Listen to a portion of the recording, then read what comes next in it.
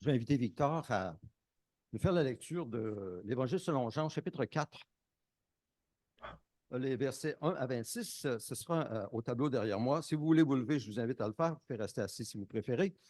Donc, Jean, chapitre 4, les versets 1 à 26. Merci, Victor.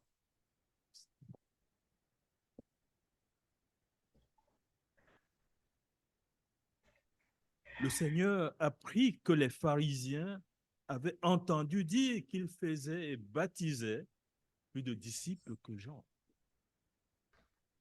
À vrai dire, Jésus ne baptisait pas lui-même, mais c'était ses disciples qui le faisaient.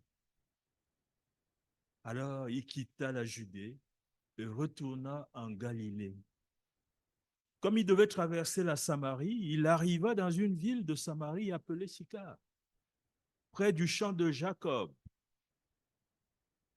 près du champ que Jacob avait donné à son fils Joseph. Là se trouvait le puits de Jacob. Jésus, fatigué du voyage, était assis au bord du puits. C'était environ midi.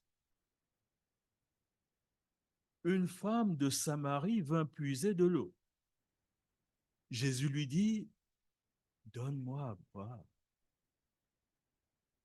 En effet, ses disciples étaient allés à la ville pour acheter de quoi manger. La femme samaritaine lui dit, comment, toi qui es juif, tu me demandes à boire, à moi qui suis une femme samaritaine? Les Juifs, en effet, n'ont pas de relation avec les Samaritains. Jésus lui répondit, si tu savais quel est le cadeau de Dieu et qui est celui qui te dit, donne-moi à boire, tu lui aurais toi-même demandé à boire et il t'aurait donné de l'eau vive. Seigneur, lui dit la femme, tu n'as rien pour puiser et le puits est profond. D'où aurais-tu donc cette eau vive? Es-tu, toi, plus grand que notre ancêtre Jacob qui nous a donné ce puits et qui a bu de son eau lui-même, ses fils et ses troupeaux? Jésus lui répondit, toute personne qui boit de cette eau-ci aura encore soif. En revanche, celui qui boira de l'eau que je lui donnerai n'aura plus jamais soif. Et l'eau que je lui donnerai deviendra en lui une source d'eau qui jaillira jusque dans la vie éternelle. La femme lui dit, Seigneur, donne-moi cette eau afin que je n'ai plus soif et que je n'ai plus à venir puiser ici. La femme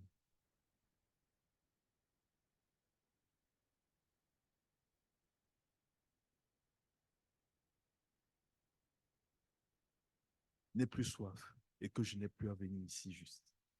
Va appeler ton mari, lui dit Jésus, et reviens ici. La femme répondit, je n'ai point de mari. Jésus lui dit, tu as bien fait de dire, je n'ai pas de mari, car tu as eu 5 maris, et l'homme que tu as maintenant n'est pas ton mari. En cela, tu as dit la vérité. Seigneur, lui dit la femme, je vois que tu es un prophète. Nos ancêtres ont adoré cette montagne, et vous dites, vous, que l'endroit où il faut adorer est à Jérusalem. Femme, lui dit Jésus, crois-moi, l'heure vient où ce ne sera ni sur cette montagne, ni à Jérusalem que vous adorerez le Père. Vous adorerez ce que vous ne connaissez, vous adorez ce que vous ne connaissez pas. Nous, nous adorons ce que nous connaissons, car le salut vient des Juifs. Mais l'heure vient, elle est déjà là, où les vrais adorateurs adoreront le Père en esprit et en vérité. En effet, ce sont là les adorateurs que recherche le Père. Dieu est esprit. Et il faut que ceux qui l'adorent en esprit et en vérité. La femme lui dit, je sais que le Messie doit venir, celui que l'on appelle Christ. Quand il sera venu, il nous annoncera tout ça. Jésus lui dit, je le suis, moi qui te parle. Amen. Vous asseoir. Intéressant ce texte. Il parle d'eau, l'eau vive de Jésus. C'est dans le contexte, ça m'a touché lorsque Victor l'a lu, qu'il n'avait pas vu avant. Dans le contexte que les Samaritains n'avaient pas de relation avec les Juifs samaritains. Et là, Jésus vient, s'approche d'une Samaritaine, lui demande à boire. Tout de suite, ça parle de l'eau vive qui vient régler des relations tendues. Hein? Des relations où on a besoin de réconciliation, de pardon. Ça m'a frappé. Non? C'est ça qui va permettre le pardon, la réconciliation. C'est l'eau du Saint-Esprit. Alors, laissons-le couler. On aurait pu souligner aussi, évidemment, la question de l'adoration en esprit et en vérité, mais moi, ce qui m'a touché aujourd'hui, c'est la question de la réconciliation qui est créée par le Saint-Esprit. Laissons-le faire son œuvre dans nos vies. Je me souviens, lorsque j'étais adolescent, j'habitais, moi, à Beauport, juste en face de l'île d'Orléans. Mes parents sont nés à l'île d'Orléans. Mon père avait construit une maison lors de ma naissance. Et puis, mon père, pendant mon adolescence, on allait chercher de l'eau de source à Bois-Châtel.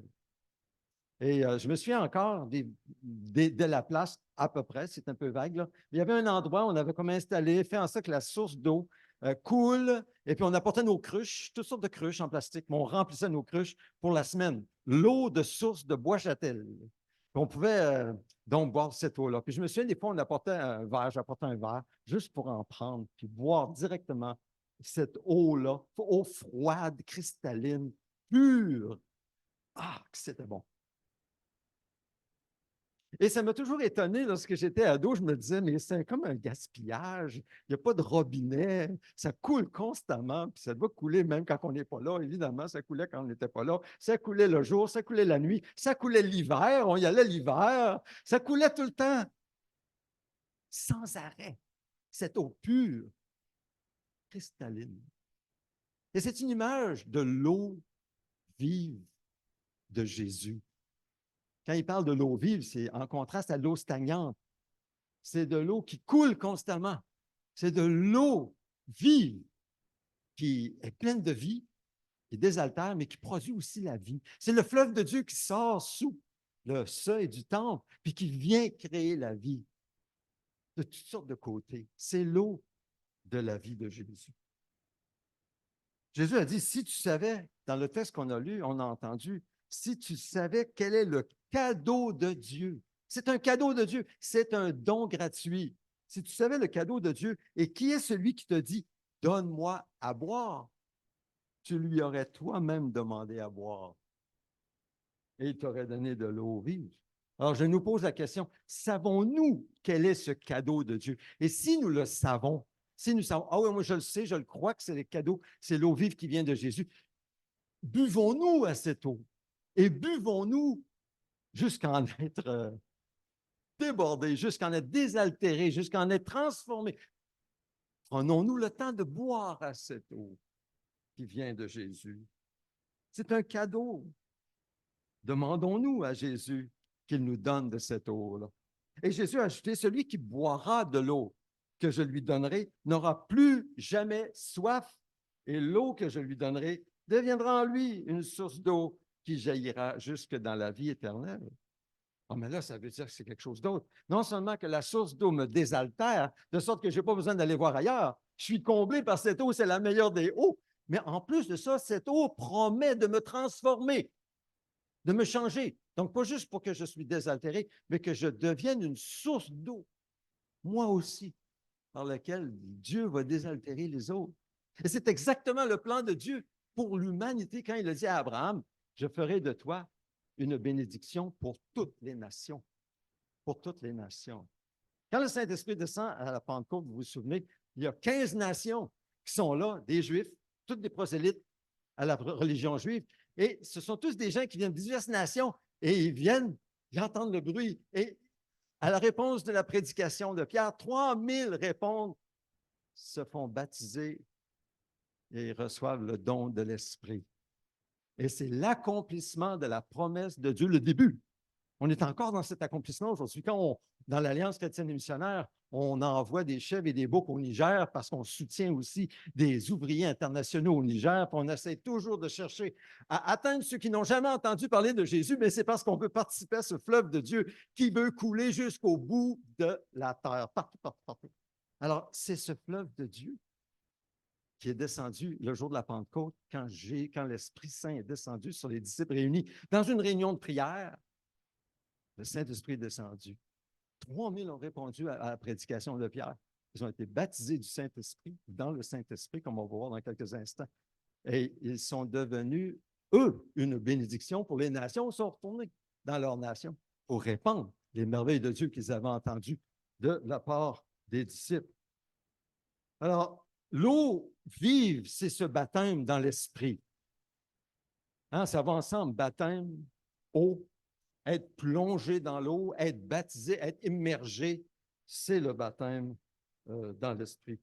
La semaine dernière, nous avons vu, en prenant justement l'exemple de l'eau, cet élément fondamental à la vie. À toute vie, hein, l'eau, c'est fondamental à toute vie. La vie spirituelle aussi, quand on parle de l'eau, du Saint-Esprit, c'est fondamental à la vie. Alors Jésus, c'est lui qui nous baptise dans le Saint-Esprit. Et il est assis à la droite du trône du Père. Hein, il a reçu toute autorité dans le ciel et sur la terre. Et de cet endroit privilégié, il choisit qui il veut, ceux que Dieu, le Père, lui donne, et il fait couler le fleuve d'eau de la vie en quiconque croit en lui de tout son cœur, met sa foi en lui, en sa mort, sa résurrection, son ascension, croit dans sa parole, le fleuve de Dieu coule et donne la vie, et produit la vie. C'est ce qu'on a vu la semaine dernière. Tous ceux qui ont soif, as-tu soif? Tous ceux qui ont soif et qui viennent à Jésus et qui croient en lui peuvent s'abreuver de cette eau de la vie depuis le jour de la Pentecôte, depuis que le Saint-Esprit est descendu sur la terre. Tous ceux qui ont soif de cette vie divine peuvent maintenant boire de cet esprit s'ils viennent à Jésus, pour venir à Jésus. Pourquoi? C'est lui qui baptise du Saint-Esprit. Nous ne venons pas au Saint-Esprit. Nous venons à Jésus, parce que c'est Jésus qui baptise du Saint-Esprit. C'est lui qui baptise dans le Saint-Esprit. Donc, nous venons à Jésus seul.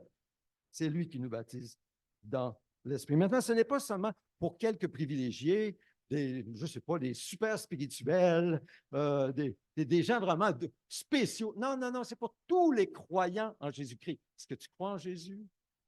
C'est pour toi. Oui, oui, c'est pour toi. Ne dis pas, maman, mes péchés. Ne regarde pas ton passé. Regarde pas à toi. Regarde à Jésus. Jésus dit, c'est pour toi. Reçois-le. Accepte-le. Dis merci, Seigneur. Dis plus, Seigneur. Dis, je le veux, Seigneur. Oui, je le veux. Si tu le veux, je le veux. Seigneur, tu veux faire cette œuvre de grâce dans ma vie? Je le veux. J'accepte ton amour. Je ne refuse pas ton amour. Je ne résiste pas à ton amour. Je crois en toi, tu es le Tout-Puissant. Je mets ma confiance en toi. Seigneur, coule en moi. Coule en moi la vie de ton esprit. Alors, dans la pratique, ça veut dire quoi? Ça veut dire de demeurer en Jésus et dans sa parole, de rester en lui, de garder notre cœur centré sur lui, notre esprit viré, tourné vers lui et lui donner libre accès dans nos cœurs, dans nos esprits, lui dire, Seigneur, parle-moi. Dis ça souvent. Parle-moi. Moi, je le dis souvent. Parle-moi, Seigneur. Oui, bien sûr, quand je lis la parole, je dis, parle-moi, Seigneur, bien sûr, mais parle-moi en tout temps, Seigneur. Parle-moi par un chant que j'écoute, un chant de louange. Parle-moi lorsque je regarde quelque chose qui est édifiant, par exemple, je ne sais pas, ça peut être sur Facebook ou quoi que ce soit. Parle-moi, Seigneur. Parle-moi par la nature. Parle-moi par cette pluie torrentielle qui tombe ces derniers jours. Parle-moi, Seigneur. Parce que Dieu veut nous parler. Tantôt, je parlais de mes plants de tomates. Dieu m'a parlé avec des plants de tomates qui ont poussé comme ça. Je me suis dit, c'est-tu des mauvaises herbes? J'allais les arracher. J'ai dit, non, je ne peux pas les arracher. Ce n'est pas des mauvaises herbes. Ce sont des plants de tomates incroyables qui poussent après l'hiver. Incroyable. Alors, la Bible enseigne clairement que le baptême dans le Saint-Esprit se réfère à l'activité de Jésus par le Saint-Esprit au moment du salut. C'est Jésus qui baptise. Il nous régénère, il nous purifie, il brise le pouvoir du péché dans nos vies. C'est lui qui le fait, pas nous. Et il baptise les croyants au moment de la conversion. Et c'est nul autre que Jésus-Christ qui le fait. N'est-ce pas merveilleux? Maintenant, la question se pose, est-ce que le Saint-Esprit nous baptise également? La plupart des croyants sont d'accord pour dire non, non, c'est Jésus qui nous baptise du Saint-Esprit. Mais on a posé des questions. Est-ce que le Saint-Esprit nous baptise aussi? Qu'est-ce qui s'est passé lorsque les croyants ont reçu le Saint-Esprit le jour de la Pentecôte? Est-ce qu'ils étaient croyants? Les disciples, les 120, ils étaient là en prière. Ils étaient croyants. Ils avaient suivi Jésus pendant 3 ans. Mais ils étaient croyants. Alors, qu'est-ce qui s'est passé quand le Saint-Esprit est descendu? Est-ce qu'ils ont reçu un autre baptême? Est-ce que c'était le baptême du Saint-Esprit? En d'autres mots, effectué par le Saint-Esprit. Là, je vais être un peu précis. Il faut être précis dans les termes. Parce que souvent, quand on n'est pas précis dans les termes, c'est là que, hop, on arrive à de fausses conclusions. Alors, quand je parle du baptême par le Saint-Esprit, c'est le Saint-Esprit qui baptise. Mais si je parle du baptême dans le Saint-Esprit, le baptême du Saint-Esprit ou de l'Esprit Saint, c'est le baptême de Jésus par l'Esprit qui vient baptiser le croyant ou la personne qui met sa foi en lui. Vous me suivez? Donc, Jésus avait dit dans Acte 1,5, Jean a baptisé d'eau, mais vous, dans peu de jours, vous serez baptisés du Saint-Esprit. Est-ce qu'il a dit que c'était le Saint-Esprit qui allait les baptiser? Non. Vous allez être baptisés du Saint-Esprit. Ça veut dire que c'est lui qui va les baptiser du Saint-Esprit. Maintenant, il y a certains enseignants, des pasteurs, qui, en se basant sur une traduction douteuse de 1 Corinthiens 12, 13, je vais développer ça dans quelques instants, sans aller dans trop de détails. Si vous voulez tous les détails, j'ai tout ça avec moi, mais je ne veux pas ça devient un peu technique avec le grec, tatata. Mais si vous avez comme une lutte par rapport à ça, puis vous avez un doute, puis vous n'êtes pas sûr, si ce que vous entendez là, c'est vraiment fondé dans l'Écriture, venez me voir après, je vais vous donner ça. Je vous enverrai ça par courriel. Vous regarderez ça cette semaine, on pourra en parler. Alors, ils prennent 1 Corinthiens 12, 13, et puis ils trouvent une justification pour dire que non, le Saint-Esprit baptise aussi. Jésus baptise, mais il y a un second baptême du Saint-Esprit que le Saint-Esprit fait, et il y a le parler en langue qui vient en même temps. OK.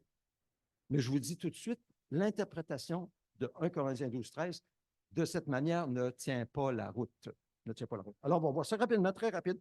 Dans les versions second 21, SG 21, c'est-à-dire second 21, Bible du Semeur, Louis II, ça c'est l'autre, c'est la nouvelle édition de Genève, la colombe 79, vous voyez voir. Bon, c'est écrit, le même texte, en effet, que nous soyons juifs ou grecs, esclaves ou libres, que nous avons été baptisés dans un seul esprit. Baptisés par qui? Jésus. Pour former un seul corps, et nous avons tous bu à un même esprit. Encore l'image de l'eau. Mais dans le français courant, on lit « Et nous tous, juifs et non-juifs, nous avons été baptisés pour former un seul corps par le même Esprit Saint. » Oh, on dirait que là, ça veut dire qu'il y aurait un autre baptême. Et c'est là le problème. Et c'est là que commencent les difficultés. Et c'est là que des personnes vont prendre ce verset dans le français courant, puis en faire une doctrine. Le Saint-Esprit baptise aussi. Voyez-vous? C'est toujours ça.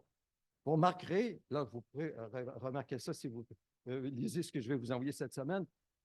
Finalement, toute l'Écriture et tout le bagage de l'Écriture, les autres textes parlent de Jésus qui baptise dans le Saint-Esprit et ils ne parlent jamais d'un autre baptême. Jamais, jamais. On ne parle du baptême du Saint-Esprit, sauf dans ce texte.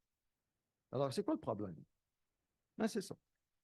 Le problème, c'est lorsqu'on prend un texte de l'Écriture qui semble dire de façon assez claire qu'il y a un second baptême fait par le Saint-Esprit.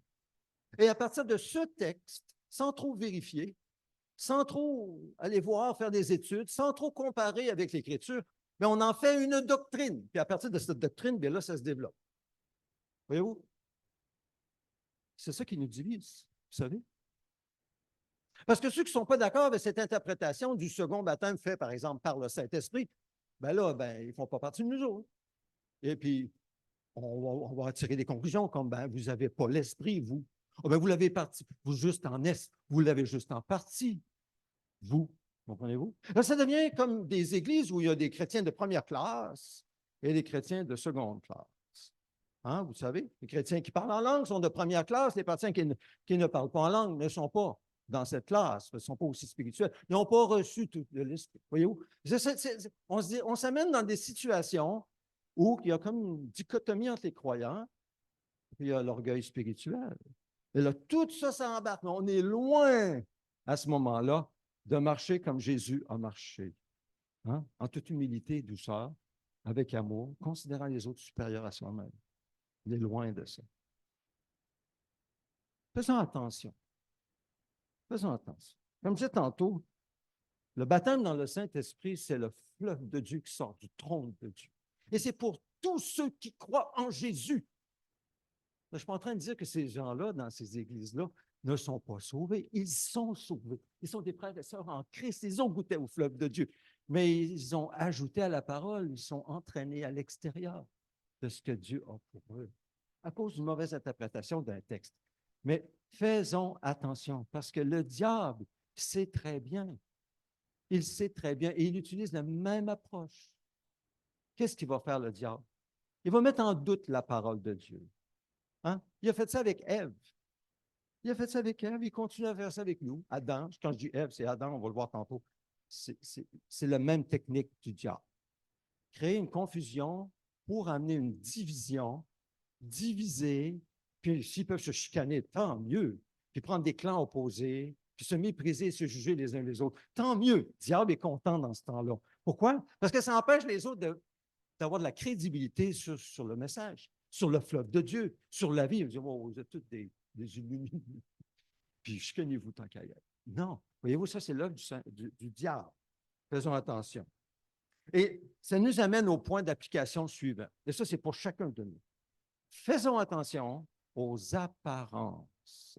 Aux apparences, c'est vrai dans tous les domaines. Vous savez, si vous vous fiez aux apparences pour porter un jugement, souvent, vous allez vous tromper. Si vous vous fiez aux apparences, parfois les apparences sont trompeuses. On se trompe. On se base sur ce qu'on voit ou sur ce qu'on entend ou sur ce qu'on lit dans un texte de l'Écriture. Et à partir de là, on arrive à des conclusions. Wow! Oh, oh les moteurs! Oh les moteurs! Là, je vous rappelle ce qui est apparu à Ève. Les apparences que Ève, je vous rappelle le texte, la femme vit que l'arbre, on parle ici de l'arbre de la connaissance du bien ou du mal, l'arbre était porteur de fruits bons à manger, agréables à regarder et précieux pour ouvrir l'intelligence.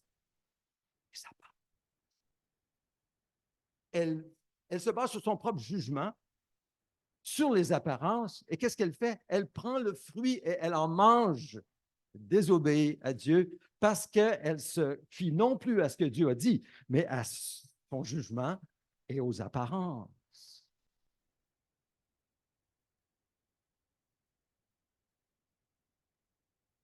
J'ai fait la même erreur ce matin ou cette semaine, c'est hier, je pense.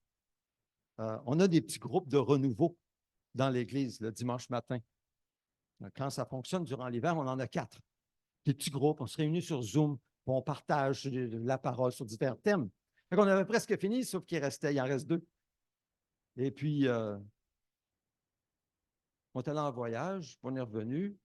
Là, je suis devenu comme confus. Je me suis dit, moi, c'est fini le renouveau. Je n'ai pas envoyé de rappel, mais il y avait un groupe ce matin qui devait se rencontrer. Pas envoyé de rappel. Puis je me suis fait à mon propre jugement, non, c'est fini. Tu sais, je n'ai même pas vérifié. Là, ce matin, quelqu'un m'écrit, y a-t-il un cours aujourd'hui? Il n'y a pas de cours aujourd'hui. Oui, il y a un cours. Là, je regarde, oh, il y avait un cours aujourd'hui. Puis là, ben, je vais sur le lien, j'ouvre le lien Zoom. Là, je me rends compte qu'il y avait une autre personne qui était là. Bon. Voyez-vous, il a fallu que je m'excuse, il a fallu que je m'excuse, je l'ai oublié. Là, mais ils ont été très gracieux envers moi. Hein. Quelqu'un a dit, ah, il n'y a pas de problème, ça arrive à tout le monde. Puis l'autre a dit, bon, on est tous humains, on n'est pas divins. Moi, ça m'a fait vraiment chaud au cœur d'entendre ça, en effet. Donc, c'est juste pour dire qu'est-ce qui s'était passé? Je m'étais fié aux apparences et à mon propre jugement. Je me disais, c'est fini les cours de renouveau, mais il y en avait encore un ce matin. Ça arrive. Donc, le danger se présente, on va dire que c'est plus ou moins conséquent. Un cours, on va le reprendre à la fin du mois. Mais quand on arrive à des textes bibliques et qu'on se fie à notre propre jugement et aux apparences d'un texte pour en faire une doctrine majeure dans une église, ah là, ça a des conséquences beaucoup plus graves. Beaucoup plus graves. Hein, on lit la Bible, et puis là, on lit un texte qui semble dire ce que nous voulons entendre. Et qu'est-ce qu'on répond tout de suite? Tadam! C'est Dieu qui me parle. C'est sûrement la volonté de Dieu. On ne va pas voir d'autres textes nécessairement, ou on ne va pas voir d'autres versions nécessairement. Non, non, non, c'est sûr que c'est Dieu qui me parle, c'est certain. Et puis là, on part là-dessus. On part là-dessus. Tu parles d'un texte qui fait mon affaire dans l'Écriture. Et là, ben, c'est là la source des extrêmes. C'est là la source des extrêmes. N'oublions jamais que Jésus, c'était l'homme par excellence le plus équilibré de l'histoire humaine. Il est un homme, l'histoire humaine. L'homme, Jésus, le plus équilibré. Il n'était pas extrême. Il était équilibré. Et nous voulons devenir comme lui, sensé, équilibré, rempli de l'esprit et d'amour et de douceur et de joie et du fleuve de Dieu. Nous voulons être comme lui. Donc, faisons attention aux apparences. C'est vrai dans tous les domaines. C'est vrai dans le baptême, dans l'esprit. Ne prenons aucune décision basée sur des apparences, surtout les décisions qui ont des conséquences, mais plutôt creusons, validons, demandons des confirmations à Dieu. Parlons avec d'autres qui étudient la parole de Dieu. Cherchons à savoir quelle est la vérité selon l'Écriture, toute l'Écriture, pour qu'on puisse baser notre vie, pas juste notre vie chrétienne, toute notre vie sur le roc solide de la parole de Dieu, afin que la maison de notre vie ne s'écroule pas quand vient le vent, la pluie ou la tempête. Donc, faisons attention aux apparences. Je vais développer quelques apparences. On va voir 3 apparences que je vois par rapport au texte sur le baptême du Saint-Esprit. Je vais aller rapidement. Les apparences concernant le baptême dans l'Esprit dans le Nouveau Testament. Les disciples de Jésus, avant la Pentecôte, Jésus rassembla les 12. Là, on est avant la Pentecôte, on est avant la croix, hein? Luc 9. Il rassemble les 12 apôtres et leur donna puissance et autorité pour chasser tous les démons et guérir les maladies. Oui, on se dirait, il avait reçu l'Esprit Saint. Pour avoir une telle puissance, telle autorité. Est-ce qu'il avait reçu l'Esprit Saint? Au texte, acte 1, avant la Pentecôte. Acte 2, ça c'est la Pentecôte. Alors qu'ils se trouvaient en leur compagnie, il leur recommanda de ne pas s'éloigner de Jérusalem, mais d'attendre ce que le Père avait promis, ce que je vous ai annoncé, leur dit-il. Jean baptisait d'eau, mais vous, dans peu de jours, vous serez baptisés du Saint-Esprit. Ou dans le Saint-Esprit. Donc, quand on compare aussi le texte quand Jésus a ressuscité, il dit à ses disciples, il souffle sur eux, il leur dit, recevez le Saint-Esprit. Vous avez déjà vu ce texte, c'est dans Jean 20. Recevez le Saint-Esprit. Est-ce qu'ils ont reçu le Saint-Esprit à ce moment-là? Jésus souffle sur eux. Recevez le Saint-Esprit. Est-ce qu'ils ont reçu le Saint-Esprit à ce moment-là? On dirait que oui, mais c'est une apparence. Le Saint-Esprit descend le jour de la Pentecôte. Alors, qu'est-ce que ça veut dire? Quand on compare tous les autres textes d'Écriture, on voit que Jésus est celui qui amène la nouvelle alliance de Dieu avec son peuple. Et cette nouvelle alliance commence non pas dans Matthieu chapitre 1, verset 1, mais la nouvelle alliance, le Nouveau Testament, commence à la chambre haute lorsque Jésus partage le repas de communion avec ses disciples. Ceci est le sang de la nouvelle alliance. Mais c'est le début de l'entrée de la nouvelle alliance. Il y a la mort pour nos péchés, il y a sa mise au tombeau, il y a sa résurrection, il apparaît à ses disciples, il monte au ciel, il se présente à son Père comme le sacrifice complet, et avec le Père, il envoie le Saint-Esprit sur les disciples. Les disciples reçoivent à ce moment-là la partie finale de ce que Jésus a commencé dans la chambre haute. La nouvelle alliance, elle est complète. Les langues de feu apparaissent, le bruit, un vent venant du ciel. Un bruit, c'est comme un vent qui vient du ciel. Les langues de feu apparaissent, baptisés dans le Saint-Esprit par Jésus, parlent diverses langues des merveilles de Dieu. La foule de Juifs prosélytes se réunit, ils entendent la bonne nouvelle. Pierre se lève, lui qui avait dit 3 fois qu'il ne connaissait pas Jésus devant une servante. Hein? Vous vous souvenez le soir de son jugement que Jésus avait ramené dans le ministère. Pierre se lève, rempli du Saint-Esprit, prêche la parole. Et lui qui avait médité la parole pendant ces derniers jours, leur dit que c'est ainsi que la prophétie de Joël s'est accomplie. Toute personne qui fera appel au nom du Seigneur sera sauvée. C'est vous qui avez crucifié le prince de gloire. Et là, il donne tout un message qui touche le cœur. Et qu'est-ce qu'on va faire, disent-ils? Bien, repentez-vous et vous recevrez le pardon de vos péchés et le don du Saint-Esprit. Et 3000 personnes se convertissent à ce moment-là. Voyez-vous, nous sommes, à partir du jour de la Pentecôte, dans la nouvelle alliance. Nous sommes et nous avons accès au fleuve de Dieu. Mais les apparences ici, c'est qu'on pourrait penser que les disciples avaient reçu l'Esprit avant. Non. Ils avaient reçu le pouvoir de guérir des malades. Oui, ils avaient reçu l'autorité pour chasser des démons, oui, de Jésus. Mais ce n'est pas parce qu'ils avaient reçu l'Esprit. Et quand Jésus a dit « recevez l'Esprit », ils allaient le recevoir, peut-être 40 jours plus tard.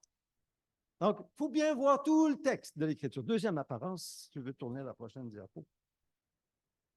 L'apparence numéro 2 concerne maintenant le baptême dans l'Esprit dans le Nouveau Testament, les disciples, le jour de la Pentecôte. Alors, quand le jour de la Pentecôte arriva, ils étaient tous ensemble au même endroit, et tout à coup, il vint du ciel un bruit comme celui d'un vent violent qui remplit toute la maison où ils étaient assis. Des langues semblées de feu leur apparurent, séparées les unes des autres, elles se posèrent sur chacun d'eux. Ils furent tous remplis du Saint-Esprit, ils se mirent à parler en d'autres langues, comme l'Esprit leur donnait de s'exprimer. Vous savez, c'est la troisième et dernière fois où on voit dans l'Écriture que l'Esprit Saint vient trouver une nouvelle résidence. Rapidement, la première fois, c'était dans Lévitique 9, versets 23 à 24. Je donnerai les références tantôt. Sa présence est venue habiter dans le tabernacle. Il y avait aussi une manifestation visible à ce moment-là. La gloire de Dieu avait rempli le tabernacle. Ensuite, lors du temple de Salomon, l'Esprit de Dieu vient habiter dans le temple. Et troisièmement, lui qui habitait déjà dans le temple qu'est Jésus-Christ lui-même, Dieu fait homme, il est venu habiter dans les nouveaux temples le cœur des croyants en Jésus dans Acte 2, et c'est ce qu'on voit là. Et dans les 3 exemples, on a des manifestations visibles, audibles, on entend ce qui se passe. Je me demande si on ne sentait pas. Je n'ai aucune idée, ce n'est pas écrit dans l'Écriture. Je ne veux pas aller trop loin, il ne faut pas ajouter dans l'Écriture. Mais Dieu se révèle. Mais aux 3000 qui viennent et répondent au message de Pierre, il n'y a pas de langue de feu. Ils n'entendent pas de bruit. Il n'y a rien de ça. Pourquoi? Parce qu'ils sont déjà dans la nouvelle alliance, comme nous aujourd'hui. Et ça nous amène à la conclusion très importante, que la Pentecôte, avec la descente du Saint-Esprit, les langues de feu, le bruit, c'est arrivé une fois dans l'histoire et ça ne se répète pas. Maintenant, la manifestation, la conséquence de cette venue de l'Esprit, oui. Les expériences qu'on va faire avec le Saint-Esprit, oui, comme le fleuve de Dieu qui coule sous le seuil. Pensez à cette image. C'est l'image du Saint-Esprit. Vous êtes venu à Jésus, vous avez reçu l'Esprit, vous êtes baptisé dans l'Esprit. Peut-être que vos pieds sont dans l'eau. Hey, c'est bon, cette eau-là. Vous y goûtez, es-tu bonne? C'est la vie nouvelle. C'est une vie extraordinaire. Puis là, bien, vous continuez à marcher avec le Seigneur, à demeurer en lui, à le laisser vous transformer. Puis là, vous avez rendu vos pieds l'eau est rendue à vos chevilles. Et là, vos genoux. Bon, c'est un peu plus dur à marcher. Dans les genoux, tu marches plus lentement. La taille. Et tu continues à avancer avec Jésus. Tu continues à dire, Seigneur, plus de toi, Seigneur, je t'obéis, Seigneur. Seigneur, continue. Et tu veux vraiment sérieusement entendre la voix, la douce voix du Saint-Esprit. Et tu l'entends et tu obéis et il confirme que c'est vraiment sa voix et tu continues à avancer et tu vois sa gloire. Tu rentres dans l'eau. Et tu arrives au point et dis, Seigneur, prends tout. Tu lâches prise. C'est lui qui contrôle. Seigneur, n'importe quoi, Seigneur, c'est oui. Oh oui! De toute façon, même si tu dis un mensonge, quand tu dis ça, le Seigneur, c'est le cœur qui regarde. Lui, il sait qu'est-ce qui est là. Et si dans le cœur, ça dit, Seigneur, n'importe quoi, c'est oui, il sait. Puis il prend note. Et au moment où c'est approprié, ben, il te parle. Il te montre quelque chose. Et souvent, il nous montre des choses qu'on ne veut pas voir. On veut voir d'autres choses, mais il ne nous montre pas ce qu'on veut voir, il nous montre ce qu'on ne veut pas voir. Il nous montre des choses qui sont des obstacles, des choses qu'il n'aime pas voir dans nos vies, des choses qui sont là depuis longtemps et qu'on s'est dit, on n'est pas capable d'arrêter, on ne peut pas changer. Mais le Seigneur dit, laisse-moi le faire. Obéis. Pourquoi tu le fais? Tu n'as même pas le goût de le faire. Pourquoi? Laisse-moi te transformer. Et on dit, OK, oui, Seigneur, d'accord, je ne le ferai pas. Tu me le montreras. Je vais obéir, Seigneur. Et là, on commence à vivre une transformation. Et là, d'être dégagé de ces liens qui nous tenaient, des habitudes, des ci, des ça vient là, profond. Le Seigneur, il nous amène dans son eau de plus en plus profonde. Et là, on goûte ça, c'est encore meilleur. Et on voit sa bénédiction dans nos vies. On voit Dieu qui intervient, qu'on fait des choses. Wow! Qu'est-ce que c'est? C'est le fleuve de Dieu. Ça crée la vie. Ça répare des relations brisées. Ça fait des miracles. Et on dit, Seigneur, oui, encore, j'en veux encore, Seigneur. Fais ton œuvre dans ma vie. Alors, l'apparence ici, c'est que les 3000, parce qu'ils n'ont pas vécu le bruit, ils n'ont pas vécu les langues de feu, ils auraient pu croire, ben, c'est pas vrai pour nous parce qu'on ne l'a pas vécu, ça. C'était une apparence. Ils ont vécu le pardon de leurs péchés et le don du Saint-Esprit. La preuve, c'est ce qu'on lit dans Acte 2. Les Actes 2, je vais aller rapide ici, à partir du verset 42, je pense, 37 ou 42. Ouais, ça sent bien, je en tout cas, ça dit qu'ils étaient tous d'un seul cœur, une même âme. Ils persévéraient dans l'enseignement des apôtres, dans la fraction du pain, les prières, la communion fraternelle. Leur caractère est transformé par le Saint-Esprit et aussi, ils voient les miracles qui se passent dans leur vie. La puissance de l'Esprit est à l'œuvre dans leur groupe. La troisième apparence très rapide, c'est juste un début. La semaine prochaine, je vais développer d'autres apparences. Les 3000 convertis, c'est ça? Le jour de la Pentecôte. Ah, bien, c'est ça. C'est ce que je disais tantôt. Les 3000 qui ont reçu le Saint-Esprit. Ils l'ont vraiment reçu, même si au niveau des apparences, ils auraient pu penser le contraire. Faisons attention aux apparences. Croyons la parole de Jésus. Assurons-nous que c'est Dieu qui nous parle par sa parole. Demandons des confirmations quand on n'est pas sûr. Mais agissons, basons-nous sur l'assurance que Dieu nous donne. Donc, en conclusion, l'eau vive que Jésus donne. Lorsque nous venons à lui, quiconque met sa foi en lui reçoit cette eau vive par la foi. C'est une eau qui donne la vie. C'est une eau qui transforme la vie, qui nous donne petit à petit, de plus en plus, une vie abondante, une vie qui déborde, une vie qui donne aussi la vie. Et cette vie est éternelle. C'est le baptême dans l'esprit. C'est l'immersion dans l'esprit. C'est d'être plongé dans l'esprit. Plonge-moi dans ta rivière d'amour. Quand c'est l'esprit qui prend le contrôle de notre vie, parce que nous demeurons en Jésus et dans sa parole. Mais cette expérience de l'esprit, ça commence à un moment donné, c'est distinct.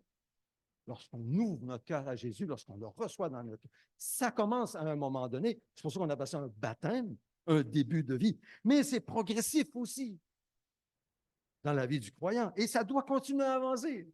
Restons pas proches du temps. Laissons-nous emporter par la vie de l'esprit en suivant Jésus. Donc, prenons garde aux apparences. Quand nous entendons des enseignements qui cherchent soit à ajouter à la parole de Dieu ou à y retrancher, attention, lisons, méditons, étudions la parole de Dieu pour comprendre tout le conseil de Dieu et demeurer en Jésus pour approfondir notre vie dans l'esprit. Amen. Amen. Prenons un temps de silence personnel. Répondons tous, chacun pour soi, à ce que le Seigneur semble nous dire par ce que nous entendons aujourd'hui.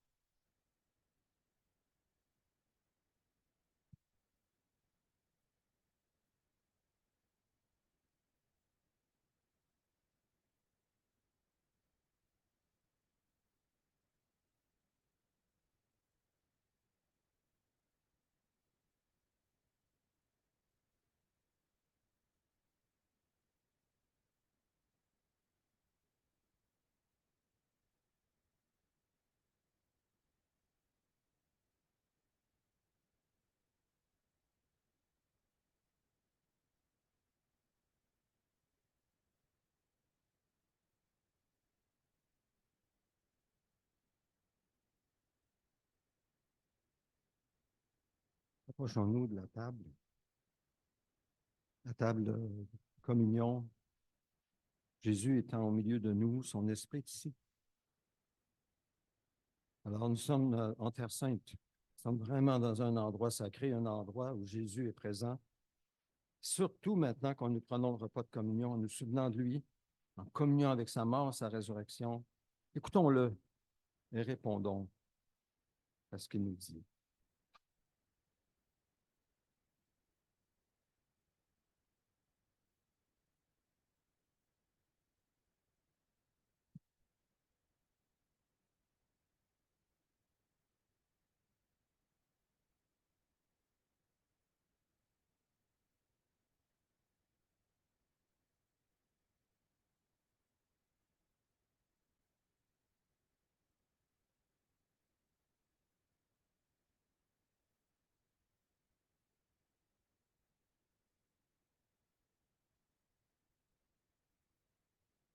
Alors, quand vous êtes prêts, je vous invite à venir prendre une coupe, un morceau de pain, si vous prenez une coupe ouverte.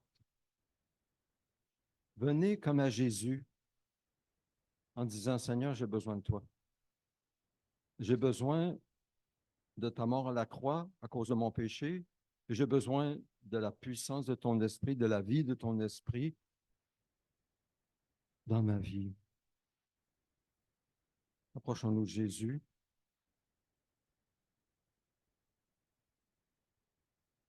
Et écoutons-le.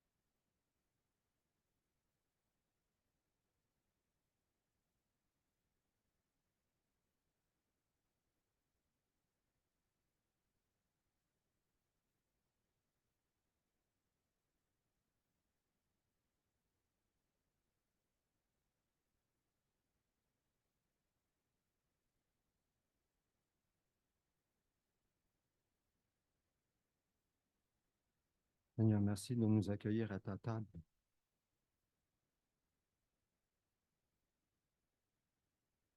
Merci de nous dire, venez à moi, vous tous qui êtes fatigués et chargés, et je vous donnerai du repos.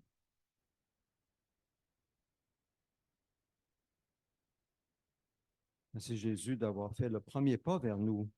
Nous répondons à ton appel.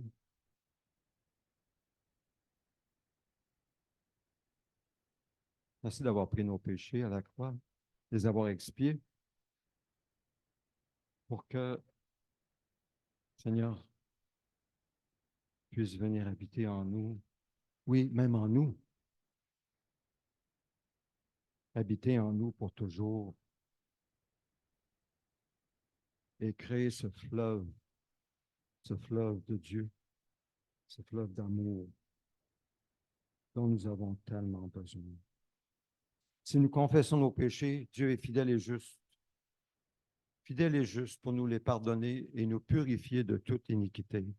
Seigneur, nous te confessons nos péchés. Nous les reconnaissons. Nous nous humilions devant toi. Nous regardons la vérité en face. Nous pensons à ce que tu nous rappelles par ton esprit et nous les confessons. Merci Seigneur que c'est si facile pour nous parce que ça a été si dur pour toi. C'est toi qui les as expiés, nos péchés à la croix une fois pour toutes. Et nous prenons ce repas en souvenir de toi.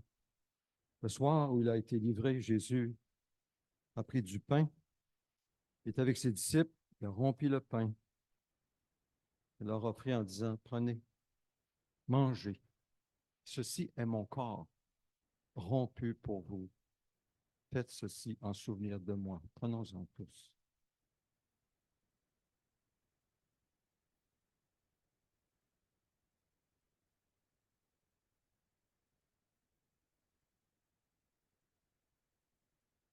En communion avec ton corps, crucifié, nos péchés ont été transférés sur ton corps.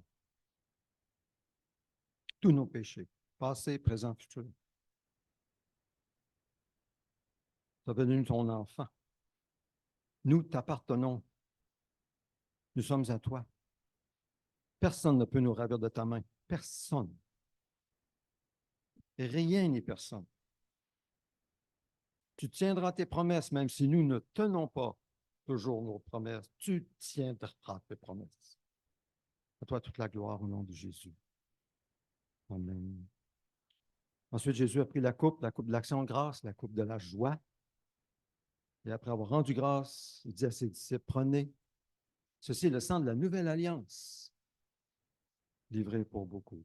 Prenons-en tous.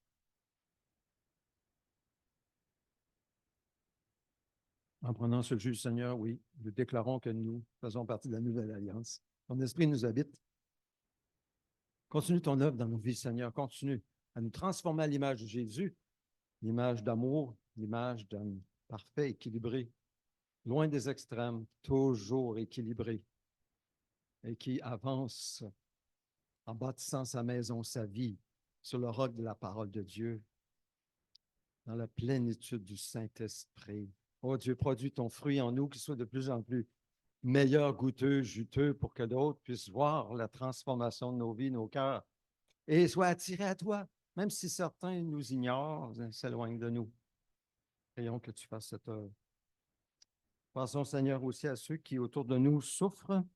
Seigneur, nous pensons à des gens, je ne mentionnerai pas les noms, des gens affligés par des esprits mauvais, esprits méchants, qui viennent dans nos églises-maisons, par exemple. Nous prions pour leur libération au nom de Jésus. Nous prions, Seigneur, pour une dame, une femme, une personne qui souffre dans sa dépendance avec l'alcool. Elle est incapable d'arrêter. Nous te prions de la rendre capable. Donne-lui, Seigneur, cette grâce de regarder à toi et de recevoir de toi la force de ton esprit pour briser ce lien par ta grâce. Seigneur, sois avec notre frère et ceux qui souffrent, Seigneur, qui sont en convalescence.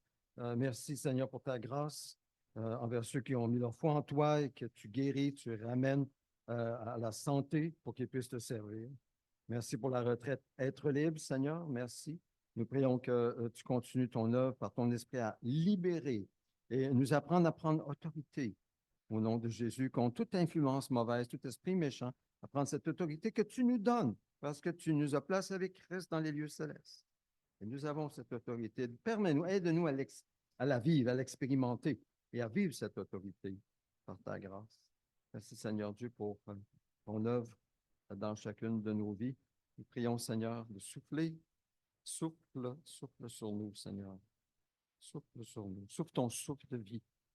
Souffle de vie qui nous permet de recevoir le développement de ton esprit dans chacun. Alors, on remet entre tes mains nos besoins maintenant.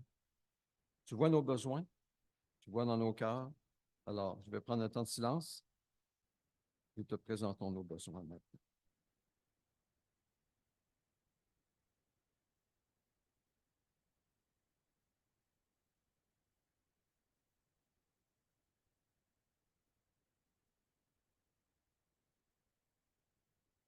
Au nom de Jésus que nous prions.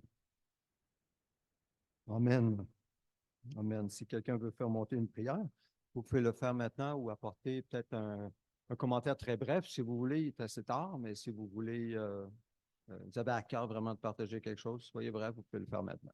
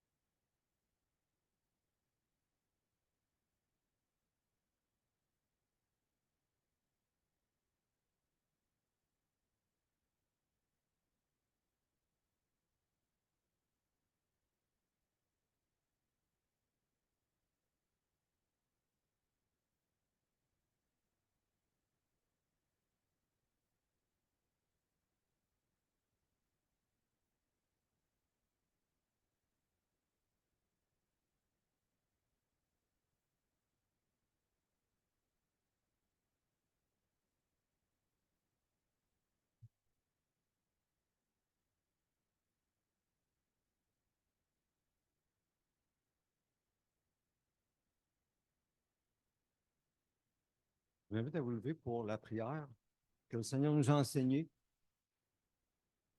Priez ensemble, notre Père céleste, que la sainteté de ton nom soit respectée, que ton règne vienne, que ta volonté soit faite sur la terre comme au ciel. Donne-nous aujourd'hui notre pain quotidien. Pardonne-nous nos offenses, comme nous aussi nous pardonnons à ceux qui nous ont offensés. Ne nous expose pas à la tentation, mais délivre-nous du mal et du malin, car c'est à toi qu'appartiennent dans tous les siècles le règne, la puissance et la gloire. Amen. Dieu fait de nous un puissant phare de Dieu à Québec, éclairant les ténèbres jusqu'au Niger, que chacun reçoive aujourd'hui la lumière de ta parole par le Saint-Esprit, pour marcher par l'Esprit et non la chair, louer et adorer Dieu en esprit et en vérité, afin de connaître et approfondir la vérité qui est en Jésus, dans le but de briller par le témoignage de Jésus localement et mondialement, que nous soyons consacrés, mis à part, séparés du péché et livrés à Dieu pour vivre pour Dieu. Amen. En Jésus. Tu ouvriras ta main à ton frère et pauvre et indigent. Je vous rappelle la levée de fonds pour les boucs et les chèvres au Niger. Nous avons reçu plus de 3 000 jusqu'à présent. Le besoin exprimé au départ, c'était de 3 500. Donc, si vous voulez participer à cette levée de fonds, vous avez les informations à la prochaine diapo pour les virements bancaires. Et puis, sinon sur une enveloppe, en écrivant boucs et chèvres. Et pour en ce qui concerne les offrandes, les dîmes, bien, que chacun discerne sa part, basé sur le fait que nous récoltons ce que nous semons jusque dans l'éternité. Même les plantes de tomates qui poussent à côté. C'est incroyable, c'est extraordinaire. Alors, pour les annonces, j'invite à vous asseoir plutôt. Vous êtes déjà levé. Ce ne sera pas tellement long, juste très rapide. Cette semaine, l'Église Maison, vendredi 14 juin, 19h chez Georges. Merci, Georges, de nous accueillir. Donc, tous bienvenus à 19h chez Georges, 990, avenue Bourg-Lamarque, appartement 1103. Alors, c'est une soirée toute simple de communion fraternelle, de prière ensemble, partage la parole, on prend des nouvelles et puis on se soutient les uns les autres. L'été s'en vient, éventuellement, on va aller dehors, on en parlera vendredi. Samedi prochain, donc, c'est samedi matin prochain, de 8 à midi, la retraite Être libre, partie 2. Même si vous n'êtes pas venu à la première partie, vous pouvez venir à la deuxième. C'est samedi prochain qui vient clore la retraite Être libre. C'est le matin seulement, 8 à midi. Mesdames, prenez note, une conférence pour vous, on l'a dit à l'avance, on parle du 21 septembre. Alors, prenez note tout de suite, samedi 21 septembre, 8h30 à 16h30, à l'église ACM de Lévis, la conférencière Marlène Dutil, qui partageait qu'elle a reçu vraiment l'appel du Seigneur et tremble devant Dieu par rapport, mais elle obéit à ce que le Seigneur l'appelle à faire. Conférence pour femmes, samedi 21 septembre. Messieurs, nous allons permettre à nos femmes d'y aller. Et puis, nous allons faire nous-mêmes une rencontre d'hommes. On verra plus tard. Mardi, en prière, midi à 13h. En présence, c'est sur Zoom. Mercredi soir, c'est la réunion de prière à 19h sur Zoom. Jeudi soir, c'est l'étude biblique. Les Romains, la lettre de Paul aux Romains, chapitre 4.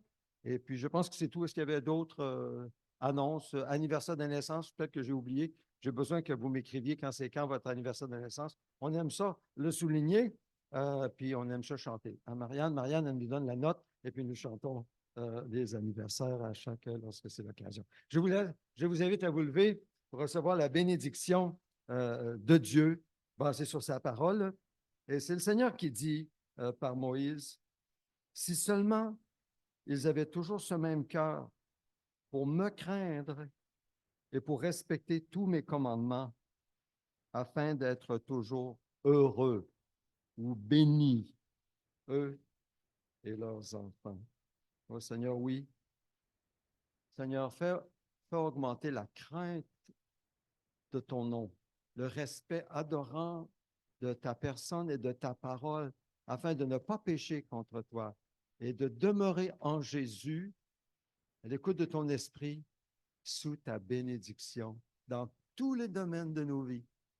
Oui, permets-nous d'entrer dans ton fleuve. Au nom de Jésus, amen. Amen. Bonne fin de journée. Si vous avez besoin de prière, si vous désirez la prière personnelle, je suis toujours disponible après le culte. Sinon, on se retrouve au sous-sol. Café, petite collation est servi au sous-sol. Alors, bonne semaine.